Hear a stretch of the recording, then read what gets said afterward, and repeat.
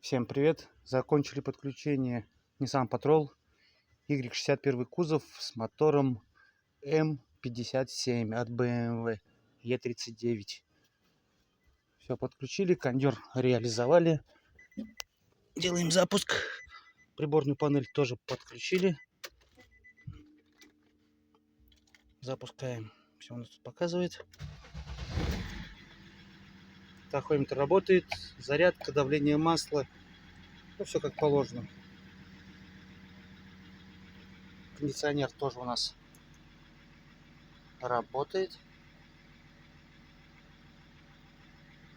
Все можно собирать до конца, капот и отдавать.